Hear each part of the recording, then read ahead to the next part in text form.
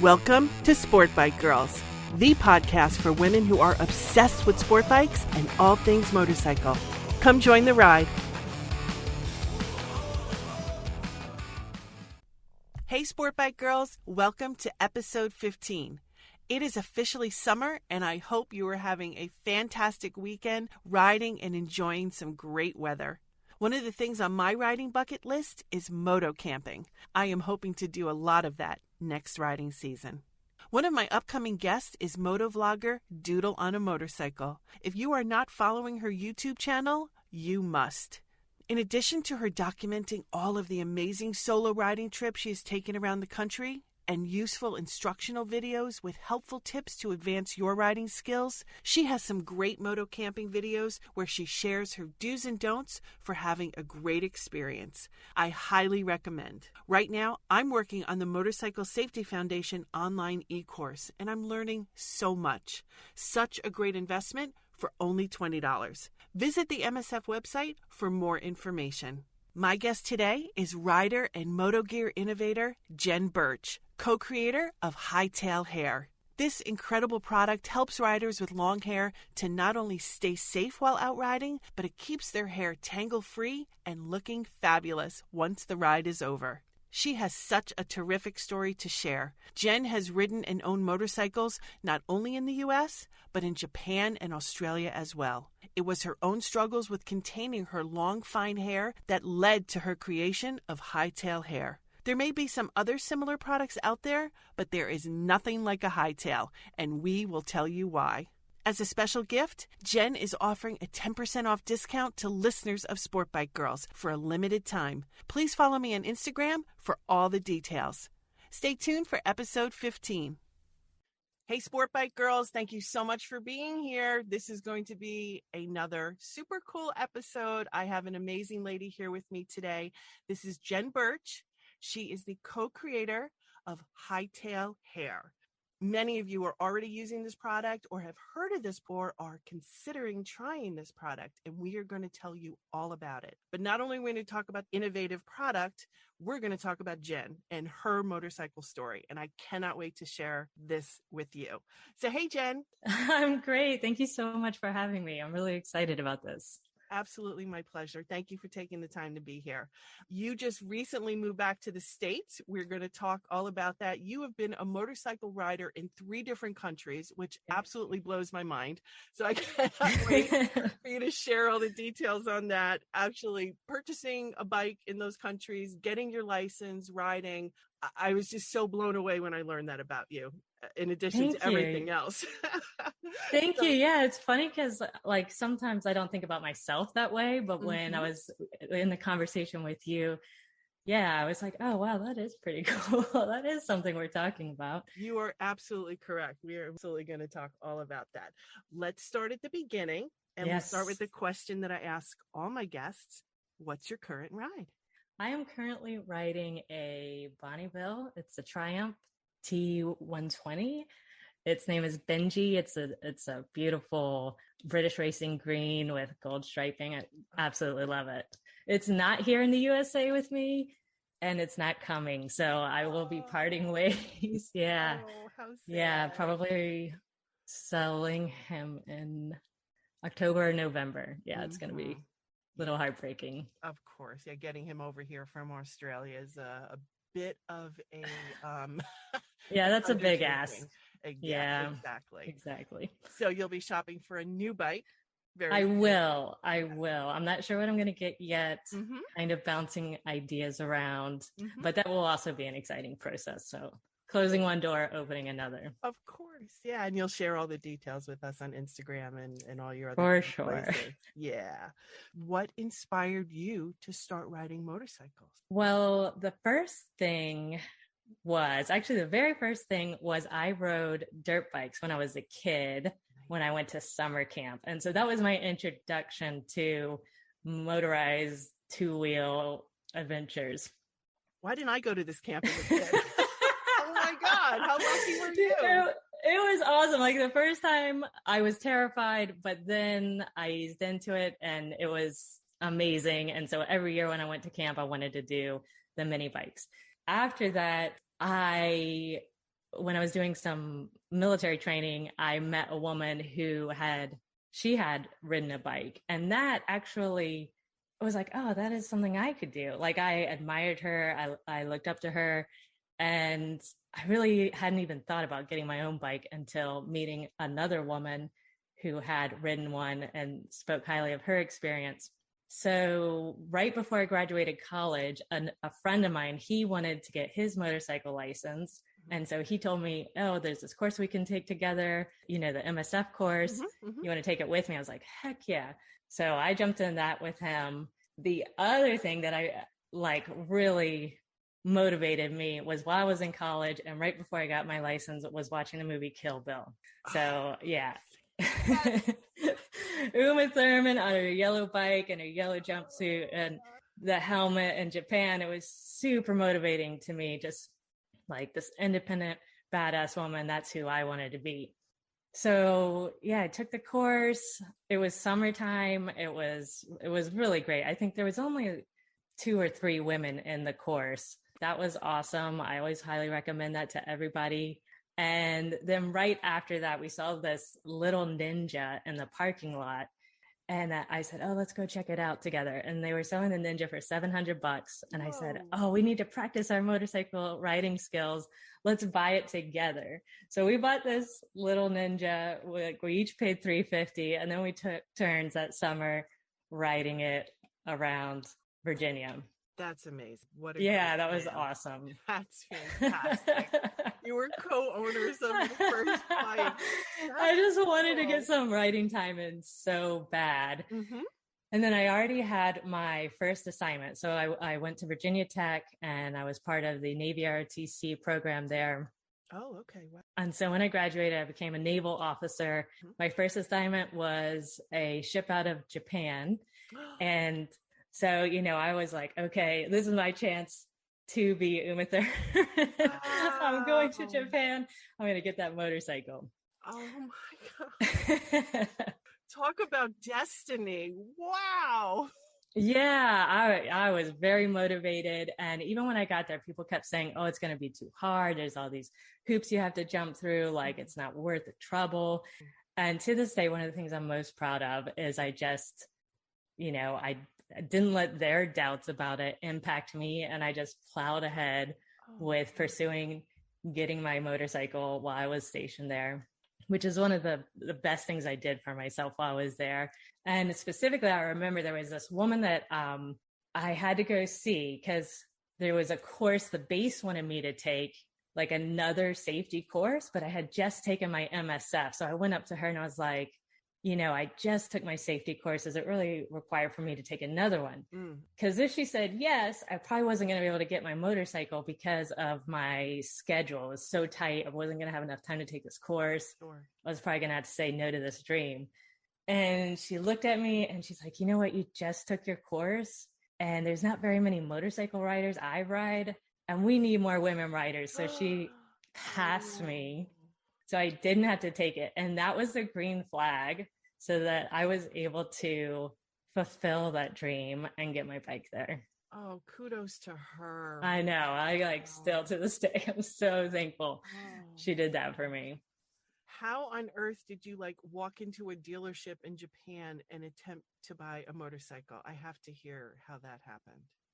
It's funny. I don't remember it that much. Thankfully, I have pictures of the bike and it has all the tags on it and they're all in Japanese. I took a friend with me. I just walked through the lines of bikes. I found one that looked like my size, one that I would like. And I think, because I didn't speak Japanese, I think they probably spoke a little bit of English. And I was just like, this one. And then I had to get all the cash and I had to get it in yen. So that was a really interesting experience as well. So I remember I had to do it in multiple days because I couldn't take all the money out of the ATM all at one time. And then I remember walking around with this huge wad of cash in my purse, oh my God. What kind of bike was it? A Suzuki, a Yamaha? It was a Suzuki. It was a 400cc and it's called the Slingshot. And it was the best first bike for me. It was super cute. had plenty of acceleration. It was tons of fun.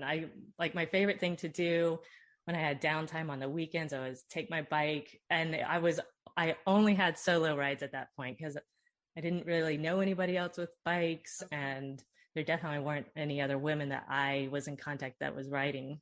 So I'd take my bike and I would just go out through the Japanese countryside and just find beautiful landscapes and take pictures and just meander around and then find my way home. And it was just awesome. That is mind blowing. So you weren't trying to navigate the Tokyo traffic. You were in the countryside. Yeah, exactly. I lived actually really quite far from Tokyo. I was in the southernmost island called Kyushu. Oh, okay. And there was definitely, I don't know, probably 25 minutes from where I lived. It was a very rural area. It was very beautiful. Yeah, I was lucky in that regards. That is fantastic. Not a lot of other Japanese women riding around on that island with you. I didn't have a lot of opportunities to engage with the Japanese community because of my work schedule. It was very rigorous, to say the least.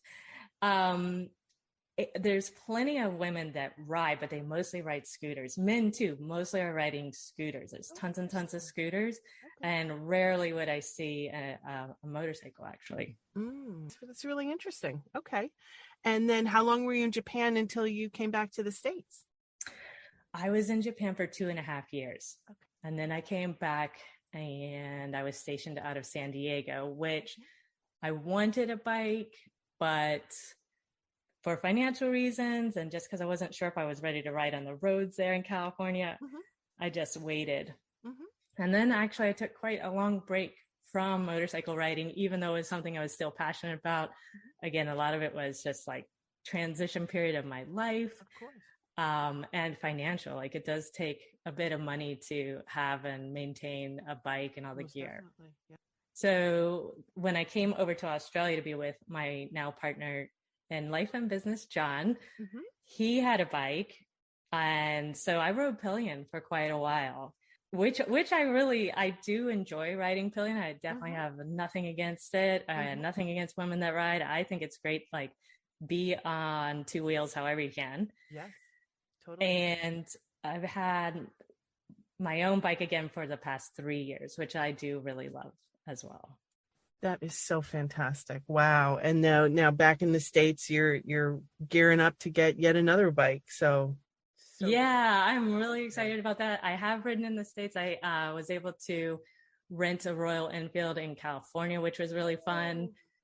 And I'm really looking forward to riding some more, especially like my first place is going to be just through Virginia and the country roads of Virginia. I'm really excited to hit up. How did the inspiration for Hightail Hair come about, besides the fact that you have long, gorgeous hair? Thank you. Thank you so much. It came about when John and I went down to, it's called Jindabyne, which is the snowy mountains of Australia for a holiday. So we rode down together on his bike, and I had put my hair in like a low bun underneath the helmet. And somewhere along the way, the ponytail, just the ponytail holder, I don't know, the whole thing came loose. And then I didn't know it, but my hair was just, whipping around in the back. Oh. When we arrived at our destination, which we hadn't really planned ahead, there wasn't a lot of accommodations available. So we got this really kind of funky room. We were tired and hungry and it got cold. So, we unpacked, and then I go to brush my hair right before dinner, and my hair was in thousands and thousands of knots. Ooh, right. Okay. And it was miserable. And I didn't want to go to dinner like feeling for myself unpresentable and uncomfortable. So I'm sitting on the bed, brushing and brushing and brushing my hair, and I'm almost in tears because there's just so many tangles. So then I'm like, okay, I'm done with this. I'm going to jump in the shower and just put a ton of conditioner in my hair. And then there was only cold water. I couldn't get a hot shower. It was just like bad thing upon bad thing. And so that memory was just like seared into my mind of this painful hair, and then just, trying to solve that. And eventually, I did, of course, and we went to dinner and everything was fine. but it did make it like for both myself and for John, it's like, how can we solve this problem? Like, how can we make sure that doesn't happen again? My hair is really fine and it tangles at just like the slightest thing. It gets tangled when I sleep. It gets tangled if I wear like a jacket with a collar. Oh my, okay. Yeah, it just, the fine hair tangles very easily. So you needed a solution. I needed a solution. Like, I'm not somebody who, just easily does a beautiful French braid. Like, I don't know, built those skills for myself. That's why I have short hair. I cannot do any of that. It takes something, right? It takes some skill. I don't have that particular skill. I would try to put my hair in a braid and that would just look funky too. And so then I started looking for solutions. I was looking on the market of, well, what can I find to solve this problem? And I wasn't thrilled about any of them. And I have always wanted to have my own business ever since I was a child. So I was already looking for something that, I could pair together my passions and a business. And so then it was John's idea. He was like, well, what if we try and solve that problem you have with your hair getting tangled on the bike? And I was like, oh, that's a really good one. Mm-hmm. And so then we started thinking about what that would look like. It was really important for us to research the market and make sure that it didn't already exist, which I had already done most of that work. Mm-hmm. And for me, I didn't want anything that impacted the helmet fit. Like, I don't like having anything inside underneath my helmet. Yes. That's just like uncomfortable and like moves around and comes off when you take the helmet off. And I wanted it to be something that was like really quick and easy to use, and that overall had a sleek look to it that wouldn't be really obvious. And so that's what we went to work on, creating a solution that would meet all of those. And so we thought, well, the best way to do that is to actually mount it onto the helmet itself so that nothing has to go underneath the helmet, into the helmet, or, can impact the fit and the feel, and so that it can be easy to use. Yeah, when I posted a video of your product on my Instagram feed, we got some really good comments and questions. And one woman asked, if I'm wearing rain gear or a jacket, is it going to affect my neck mobility? And basically your answer was no, it doesn't affect any of that. It's so, that's one of the things that makes it so innovative, is that it's helmet mounted. Yes, exactly. There are other similar products that might be out there, but that's really the thing that makes yours so unique. And I love that it works with like 90% of all helmet models, which is pretty amazing. And on top of that, it's interchangeable. So for women or anyone with long hair, it's not even just a product for women. There are men who are now posting videos and comments about how they're using it as well. And it's interchangeable between all your different helmets. It's not permanently attached. Exactly. So creative. So Thank clever. you so much. Yeah, really. But you know what? I'm really fascinated about, and I think other people will be too. If for people who are looking to create a product on their own, no matter what it is, motorcycle related or not, what is the process? Like, who did you first approach about helping you design it, manufacture it? What is that whole process like? Can you kind of walk us through it a little bit?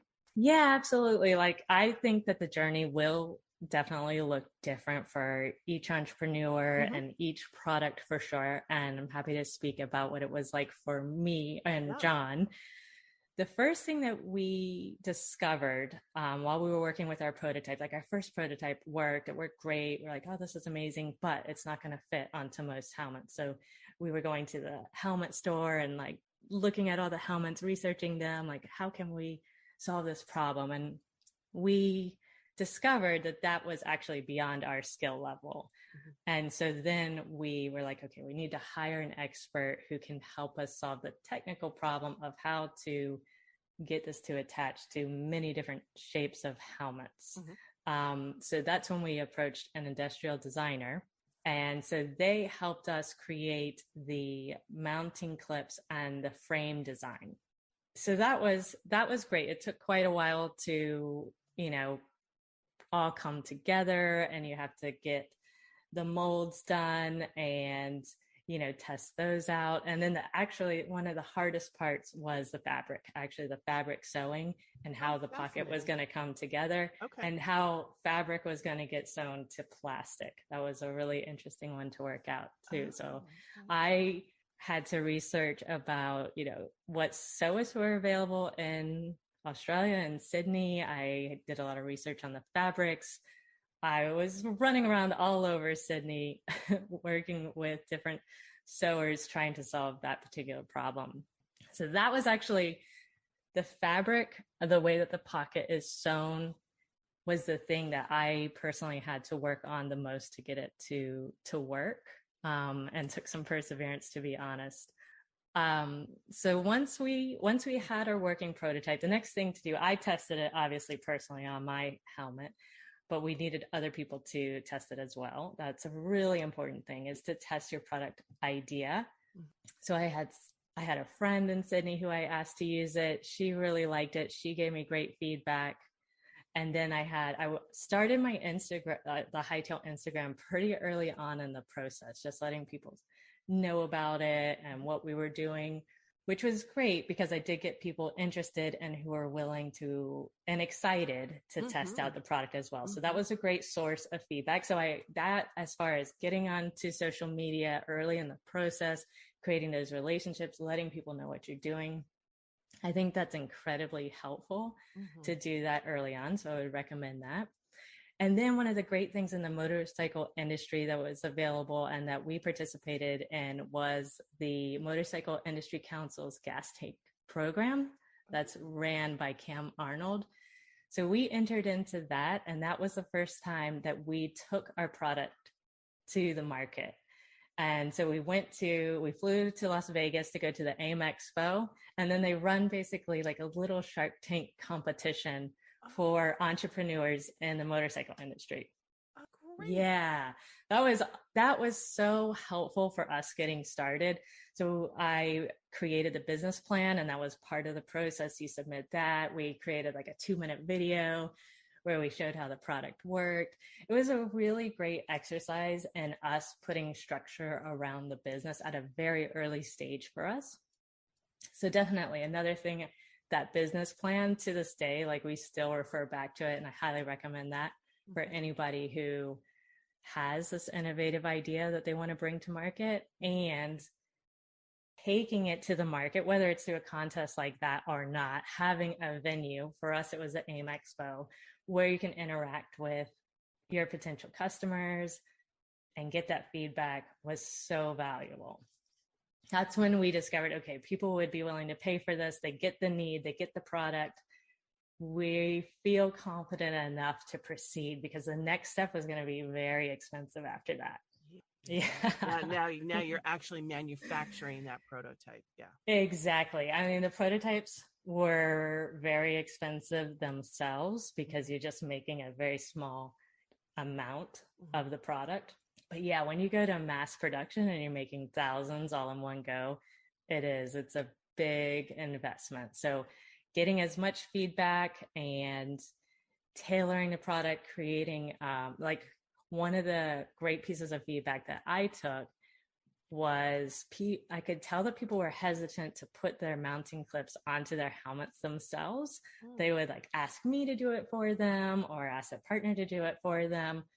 And then one of the biggest reasons why was they weren't sure like how far away the clips should be from each other. And that was quite tricky. So by getting that feedback, I came up with the idea to create the spacer template that comes in all of the Hightail packs. And that measures out the exact space on a regular shaped helmet that's quite flat.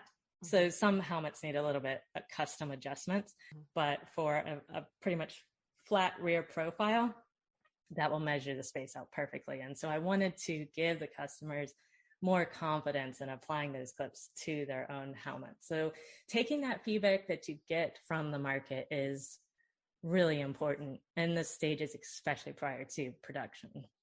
Wow, that's really fascinating. What a process. So much time and energy and trial and error that goes into something like that. Yeah, absolutely. Like I worked on it 2 years before we launched in 2020. Yeah. Yeah, and so you have this terrific YouTube channel that has great instructional videos. Your website is terrific. And Thank I know you. I'm signed up for your newsletter, and once or twice a week I'm getting emails with all this great information about how to use it, how other people are using it, how it's made. Such great information. I really encourage people to sign up for that. So Thank someone you. goes to your website and Yes. orders. It comes as a kit. It's got the actual like kind of pouch that your hair goes in. It's got the That's clips, right. the template, and there's also like a primer, right? Now to help Yes. you And we now adhere it. include the primer. Yeah. Yes. So someone gets that in the mail. Can you explain, What happens walk next? through what happens next? What do I do? Yeah, absolutely. So one of the things that is to have our emails, because that's where now all the instruction Mm-hmm. videos are sent to everybody, because the Mm-hmm. instruction booklet is now obsolete and we're going to be changing that very shortly. Okay. Um, so to watch the videos, because that has all the current instruction information about the primer and the regular install. So the primer is a new addition. It more than doubles the bond between the adhesive and the helmet itself, because that's where we were having the most trouble with the clips coming off. Okay. And the clips are designed, I always wanted the product to be something that could be completely removable from your helmet. Like if you change your mind and you're like, this isn't for me, or you cut your hair short and like, I don't need this anymore, then you could, take a hair dryer and get the clips off and, your helmet looks exactly the day you bought it, kind of thing. Fantastic. But the flip side of that, the con to that is that, heat impacts the adhesive and sometimes they come off because of the tension of the elastic. So we did need to strengthen that bond. And the primer was the best solution that 3M gave us directly.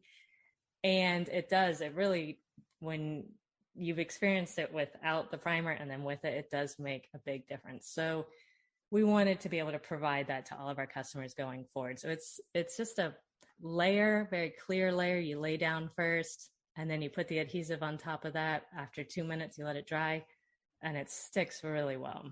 So you watch the videos, you lay down your primer, wait 2 minutes, lay down your clip, then you let the whole adhesive cure for 72 hours. You can still use your helmet, just don't clip your frame in yet. That lets it cure completely, 100%. And then, you should be good to go. You clip your frame in, tuck your hair in, go for a ride.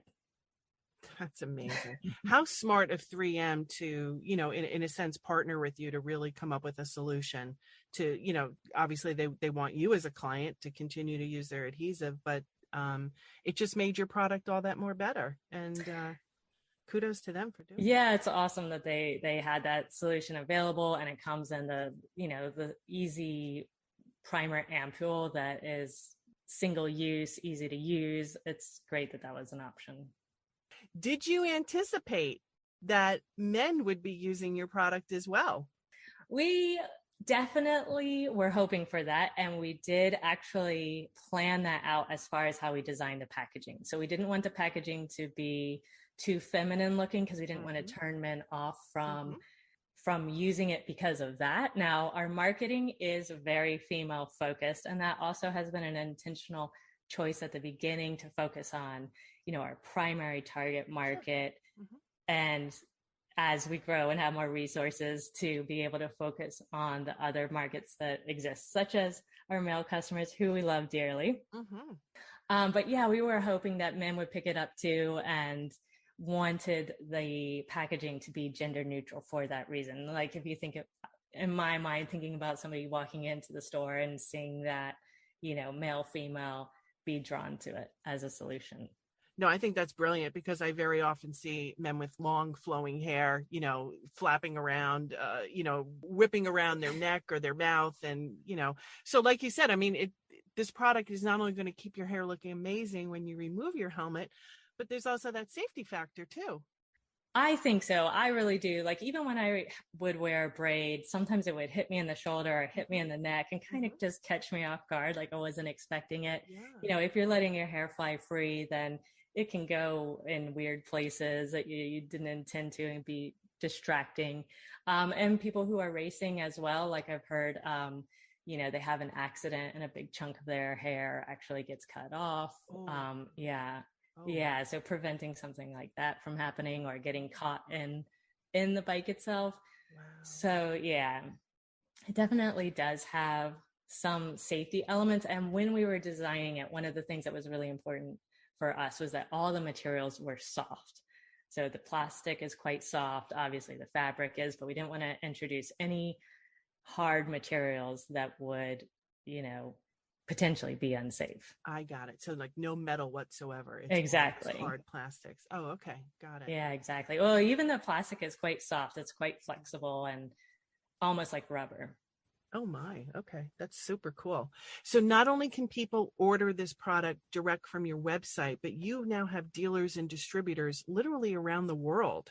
Yeah, that's been really exciting. Oh my gosh. Europe, South America. Yes. Yeah. Did they approach you? Did you approach them? How did that happen? We have been very fortunate in that all of our current resellers have approached us. So that has just been really validating experience, very exciting for us. We're still a very small team, so we don't have people, cold calling dealerships, like trying to sell the product. So I think that, customers have been going into stores asking if it's available, if it's being sold there, or they've just been seeing it on Instagram. I'm not exactly sure how it's all unfolded, but it's been really awesome. Oh my gosh. So what are some of the countries that are reselling for you? Well, obviously, Australia, our home country, USA, like he said, we have a reseller in Chile now in South America. We're in the UK, we're in France, Belgium, the Netherlands, Denmark. That's what I can think of right now. There may be more, but there's several dealerships in the US. That is so impressive. That is just magnificent. Any future plans for Hightail? Do you want to expand into different product lines, or do you really just want to laser focus on this and just continue to improve upon it? That's a really great question. So we have a lot of ideas, that's for sure. Our current focus is going to continue being the motorcycle industry for a while. The next thing we're unrolling is going to be some limited edition fabrics. So the Hightail coming with some different colors and different fabrics. Oh, nice. Okay. Yeah, I'm pretty excited. Since we've been in the US, been able to source some that we have been able to see and put our hands on, which really makes a difference to the experience. Like, okay, yeah, this is going, I approve of this versus just trying to do that remotely. Of course, that's like impossible. So right now it's just like a black fabric pouch. That's the only option, and you want to expand into different colors, maybe patterns and stuff. And exactly. John likes to joke, like how we are right now. He likes to joke and say, you can have Henry Ford apparently said this with the Model T. You can have any color you want as long as it's black.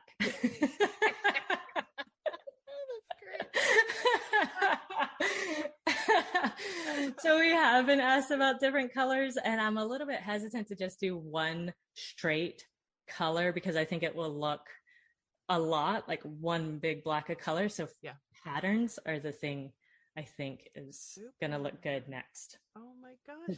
That's the next thing coming. We do have a prototype for a different Hightail that can fit to other helmets, and we would like to expand into other sports in the future. We've had lots of different requests, such as from skiers and snowboarders, equestrian riders, roller derby. Yeah. So we're really excited. Roller derby. That's amazing. Oh my God. Yeah, we're really excited about the idea of growing into those other sports too. But at the moment, we're going to stay focused with motorcycles. Okay. All right. But you got some big plans swirling around in your heads there. That's exactly. Cool to know. That's awesome. Exactly. Now that you've moved back to the States, I know you're like in that Virginia a part of the country. Any dream rides? Any place that you haven't hit in the past that you would love you and John together to ride, or solo, or any? Yeah, absolutely. So my mom lives about 4 hours west where I am in Virginia. So going to visit my mom on the motorcycle, taking the Virginia country roads is something that I'm really excited to do. And I think we might even rent some bikes and do that in the next few weeks. I also, the Tail of the Dragon isn't too far from here. So I definitely want to experience that because I see so much about that on Instagram.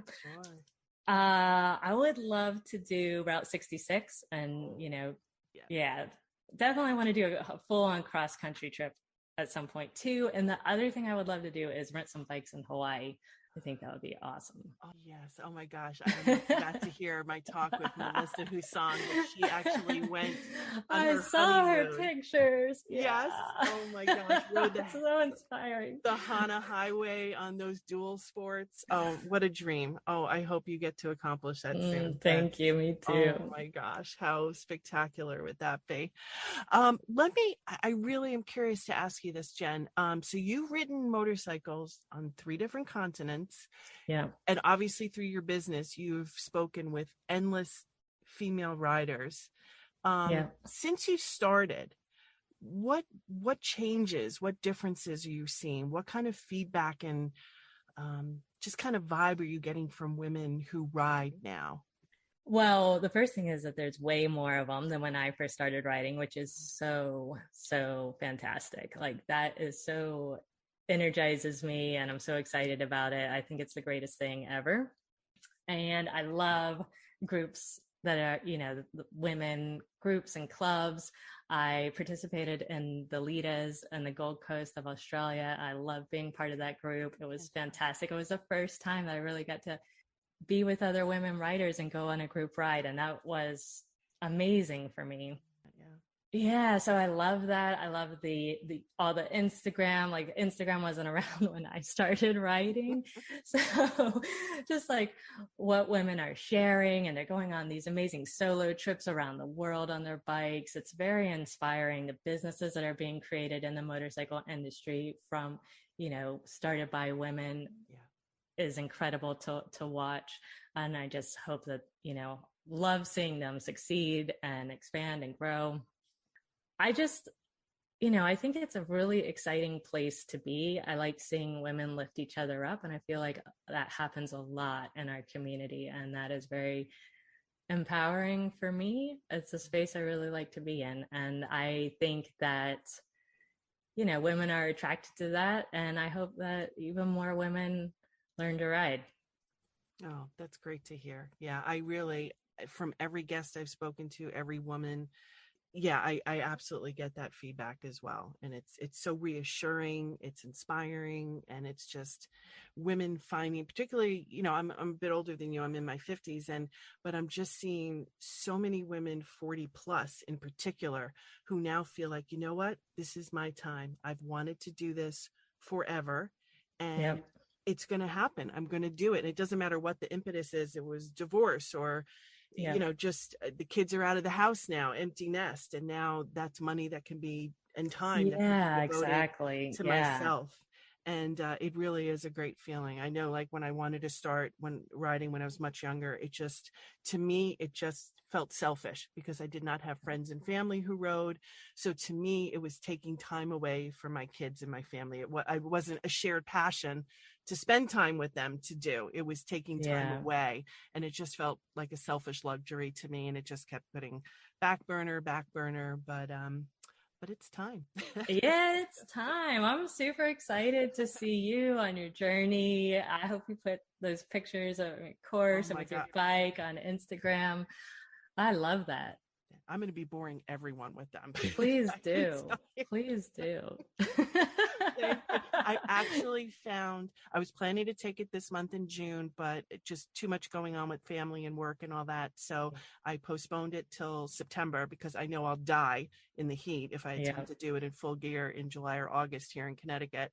I found a woman who lives a town away from me who's an MSF instructor here in Connecticut. That's awesome. Yes. So I'm going to do it at a different location. So the destiny, and the kismet of it all, it just could not have aligned better. So now I'm going to take it with this woman instructor with her in September. So I'm just beyond excited. So hopefully it all works out for the best, but I think it will. It sounds perfect. I wish you the perfect weather. I know that you're in good hands with your MSF instructor. Yeah. And it's really fun. I found the course to be fun. They take it really nice and slow, step by step. Yeah. I thought it was a really great learning environment. I highly, highly recommend. I think you're going to love it. Yeah. And I'm doing the online e-course right now. So, just before I get that out of the way, but just to have the knowledge, and same reason I got my permit. I didn't need the endorsement. I'm sorry. I didn't need the permit to even take the MSF class, but all I can do before being on the bike, I'm going to do it. To me, knowledge is power. I love information and love sharing information. So knowledge is power. So I love that you're doing this. I really do. I think it is such an incredible, powerful structure to fulfill your dream and get to meet awesome people and share stories with the whole community. Like I'm impressed and I admire that. Thank you so much. That has been the absolute best part of doing this, is talking to ladies like you and just sharing this love and learning and just, gushing on it. So that's right. Let's gush on this passion. Yeah. I sound like a little fangirl all the time, but you know what? I don't care because I'm doing what I want to do. So exactly. It feels good. Yeah. I mean, the thing about riding in Australia that I love is, when it's wintertime in the States, it's summertime in the Southern Hemisphere, right. Which is awesome, which is our plan. When it's the coldest months here, we'll go back down under and ride. Yeah. And I'm really excited about riding New Zealand because they have some of the best motorcycle riding in the world. And John is from New Zealand. So, I've got a great tour guide. Oh my gosh. So I'm really excited about that. But we went down to Great Ocean Road this past February, which is probably the most well-known epic motorcycle ride in Australia. And it was beautiful. And riding down there was amazing.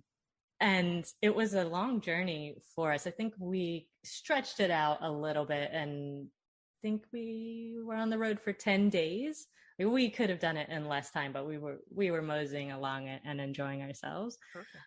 But it was awesome. Like going on that long trip, I definitely felt my skills improve and the scenery was beautiful and the videos were beautiful.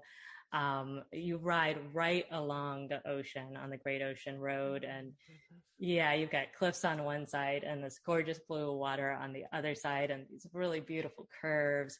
And then this one part was forested and it was just stunning. Like the way that the light was going through the trees was amazing. So I highly recommend that, especially Americans. I just think it's like the perfect opportunity when it's cold and your bike is in the garage. Fly down under, rent yourself a bike and have an adventure because it's summertime and it's beautiful and there's great riding over there. That is absolutely incredible advice. Thank you so much.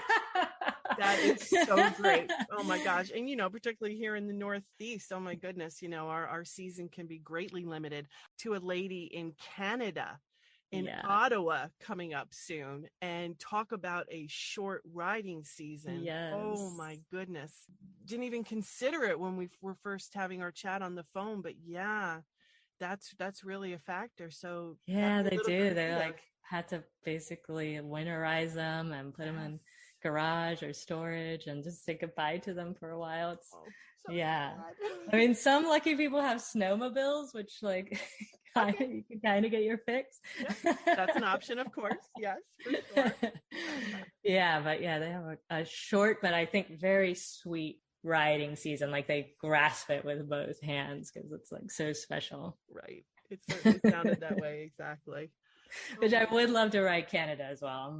And Mexico. There's so many amazing opportunities in North America. Seriously. Yeah. I've driven the Pacific Coast Highway by car, but to do that on a motorcycle, you will love that. But Route 66 too. That's absolutely on my bucket list. So, we have to do that, just not in the peak of summer when it's 100+ degrees driving through New Mexico. So I agree. That's too intense. Yeah, I would not survive for sure. But yeah, like that part of the country, New Mexico, the Southwest, I absolutely love it. That would just be it is so stunning. incredible. It is really beautiful out there. Jen, I'm so excited. I want everyone to follow you on Instagram, Hightail Hair, also on YouTube. Please go to her website, hightailhair.com. Sign up emails. And if you don't have, I'm not even a potential client. And that makes me so upset because my hair is so short now. But I want everyone with long hair who rides to absolutely get their hands on this. It's just so brilliant, so innovative. Please check it out. More information on her website. Thank you for this. This is just... Thank you so much. It's really a pleasure and an honor to have been able to create this solution and bring it to the market and be in this community. It really is. It's just very rewarding, and I love it. So much hard work and effort went into this. It's something that's seemingly so simple, yet not only you're protecting your hair, but it's got to stay on at pretty high speed. So kudos to you and John for all your hard work and your success. I know it's just going to continue to multiply for you. So thank you. Thank you for being here. Thank you for your time. And we'll talk again real soon, I hope, okay, when you give us some updates. Absolutely. Thank you so much, Linda. My pleasure. Have a great night, Jen. Thanks. You too. Thanks, everyone. Bye. That's all for today. Thank you so much for being here. Please follow me on Instagram and Twitter at Sportbikegrrls for a complete schedule of all upcoming episodes, as well as more information about all of my amazing guests. Have a great day.